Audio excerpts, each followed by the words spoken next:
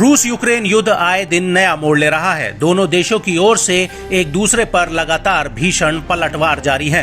जहां रूस ने अपने हमलों में पैनापन दिखाते हुए यूक्रेन के कई इलाकों पर कब्जा जमाया है, साथ ही यूक्रेन के कई हथियारों के जखीरों को उड़ा डाला है, तो वहीं अमेरिकी हथियारों के दम पर यूक्रेन भी रूस को कड़ी चुनौती दे रहा है। यूक्रेन ड्रोन अटैक कर रूस को बड़ा झटका दे रहा है।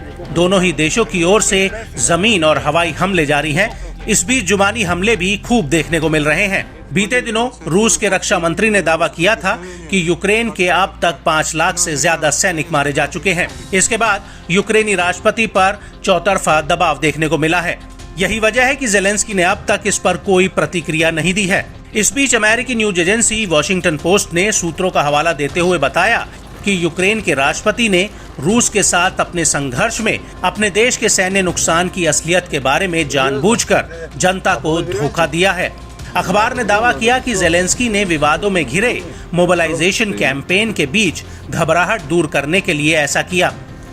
आपको बताते चले कि बीते फरवरी महीने में यूक्रेनी हताहतों की संख्या पर महीनों की चुप्पी के बाद जेलेंस्की ने खुलासा किया था कि संघर्ष की शुरुआत के बाद से अब तक करीब 31,000 सैनिक मारे गए थे। इस दौरान उन्होंने घायलों की संख्या को लेकर कोई खुलासा नहीं किया था। बता दें कि ये पहला और आखिरी मौका था जब जेलेंस्की ने युद्ध में मारे गए अपने सैनिकों की संख्या की पुष्टि की थी।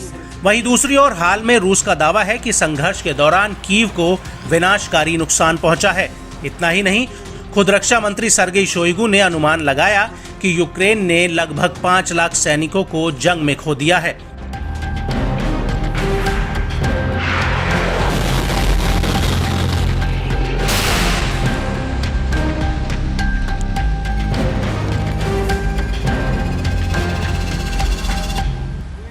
यूक्रेन ने रूस से लड़ने के लिए अपनी सेना में इजाफा करने के लिए पिछले साल आखिर में कई कड़े कदम उठाए थे। बताया जाता है कि जेलेंस्की ने हाल ही में 2 बिल साइन किए थे, जिनमें से एक में पुरुषों के लिए भर्ती की उम्र 27 से घटाकर 25 कर दी गई है, जबकि दूसरे बिल में मोबिलाइजेशन कंडीशन को कारगर तरीके से और कड़ा किया गया है। बीते दिसंबर महीने में जेलेंस्की ने कहा था कि यूक्रेनी सेना ने अतिरिक्त 5 लाख सैनिकों को जुटाने की गुहार लगाई है, जिसे बाद में तत्कालीन कमांडर इन चीफ वैलेरी जलूजनी ने गलत करार दिया था। यही वजह है कि दोनों के आपसी मनमुटाव के चलते फरवरी में जलूजनी को बर्खास्त कर दिया गया था। यूक्रेन के एक सांसद ने वॉशिंगटन पोस्ट को बताया कि ये सच है कि कीव युद्ध में सैनिकों की बड़ी कमी से जूझ रहा है, मगर अभी हालात इतने भी बदतर नहीं हुए हैं कि रेड लाइन तक पहुंच गए हों। इस बीच अमेरिका ने यूक्रेन को लंबे समय से रुके हुए 61 बिलियन डॉलर की सैन्य सहायता पैकेज को मंजूरी दे दी है। इसके तहत यूक्रेन को हथियारों, गोला बारूद, रॉकेट, मिसाइल मुहैया कराई जाएंगी। वहीं यूरोपीय और यूरेशियन मामलों के अमेरिकी सहायक सचिव जेम्स ओब्रायन ने कीव से ये सुनिश्चित करने का आग्रह किया कि उसके पास लड़ने के लिए आवश्यक लोग हों। ऐसे में ये देखना काफी अहम है कि जेलेंस्की की इस मामले पर क्या प्रतिक्रिया रहती है।